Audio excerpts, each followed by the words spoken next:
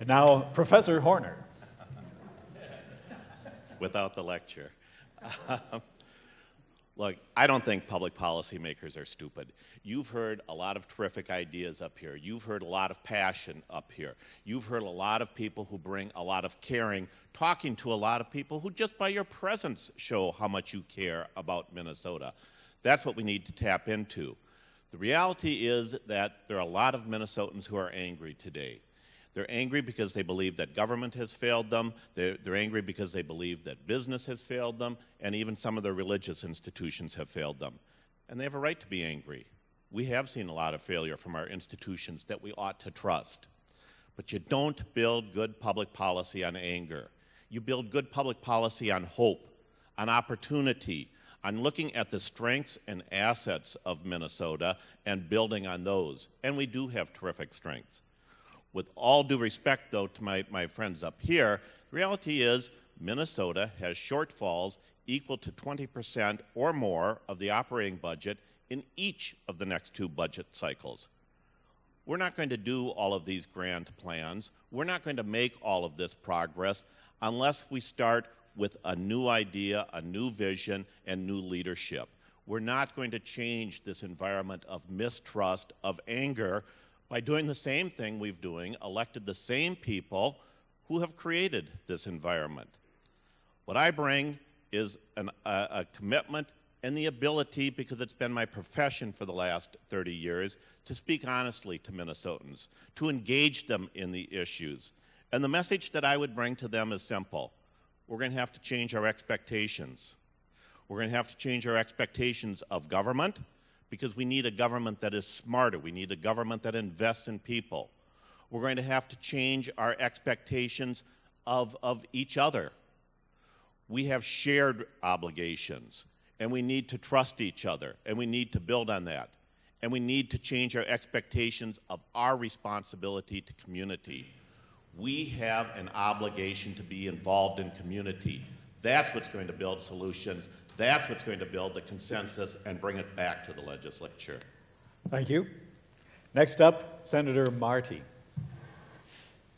Thank you. Co-governing. You've got to start, I think Tom is right about the vision part. You've got to start with a vision of how things could be. The idea that we could provide health care to everyone. The idea that we could reduce crime, not by 5 or 10%, but cut it in half. The idea that every kid could get a high school education and have opportunity for affordable higher education without being on the 8-year plan to get a 4-year degree so they can work enough so they don't get too much debt.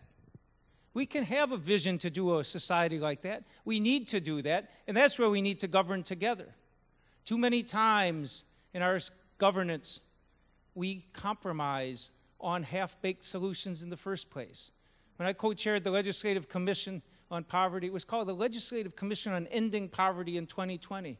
A lot of the proposals coming out of it seem to be more geared to a commission named Legislative Commission on Making Poverty a little less miserable for some of the people in it by 2020. And that's the way we often think. I don't think we should leave the Capitol until we solve some of these problems. As governor with our Minnesota Health Plan, I'm going to give a legislature a year to try and pass it. It's bigger than state government. Healthcare is 1/6 of our economy. But the second year, I'll tell the legislature, we're going to pass it this year, or we're not going home until we do. If that means a special session until the 4th of July, so be it. Till Labor Day, okay. Thanksgiving, we're not going to let people die from a lack of health care in Minnesota anymore. And I think it's that important, and that's where we have to govern together. My administration will not do, we continue to fight the special interest money. I'm the candidate that doesn't take PAC or lobbyist money.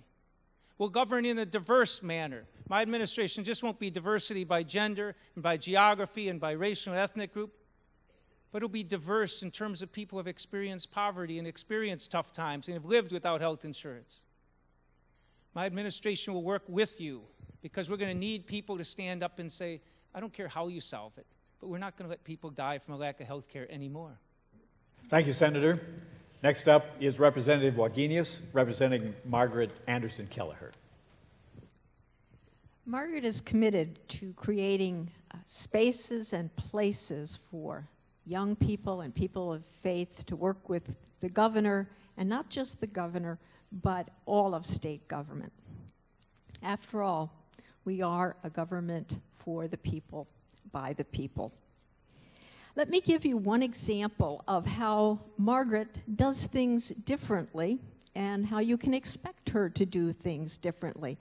Shortly after she was elected Speaker, and at her direction, we set up a forum on the House floor, bringing in Will Steger, the Arctic explorer, and the best scientists from the University of Minnesota to talk about renewable energy and climate change. The press called it historic. They covered it for days, and it was historic. Nobody had done anything like that before. That's the kind of thing you can expect from Margaret. Thank you, Representative. Next up is Phil Carruthers speaking for Susan Gartner. Having known Susan Gartner for over 30 years, I can tell you she's a passionate person, and she's also a straight shooter. She tells it like it is. Political consequences, she doesn't worry about. She wants to do the right thing. But she's also a mom, so she's got 3 girls in college. And, dealing with, I've got teenage boys myself, and, that's important, that she knows how to communicate with her kids. She's held for the last 15 years a nonpartisan position as county attorney, and that's really important, and she sees that as part of her job, being nonpartisan about the decisions that she makes. And her funding, in terms of her campaign, comes from a broad group of small donors, not special interest groups, not lobbyists, but small donors, over 1,000 of them. And she firmly believes that government belongs to the public, not the special interests. Thank you, Mr. Carruthers. And then, representing Mayor Rybeck, Reverend Budde. Collaboration is what RT does. He works collaboratively on every issue, and perhaps none more passionately than those that affect young people and disenfranchised people in the city and as he's thinking forward in the state. As examples of that, he spends and put huge priorities on making sure that as many city resources as possible could be directed toward North Minneapolis, which has some of the most high rates of violence in the city and also the most unemployed youth and the highest high school dropout rates. And that was something that he made as a priority for the city, and that he worked collaboratively with groups all through that corridor and of that part. He's also one of the most optimistic people I know and the most visionary. And so there are very few problems that he would look at and say that we couldn't solve.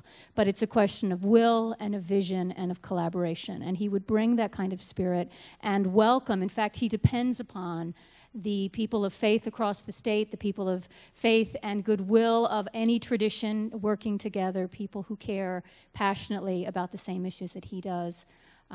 He also loves to watch young people take the reins of life, and that would be something he would work toward as well. Thank you.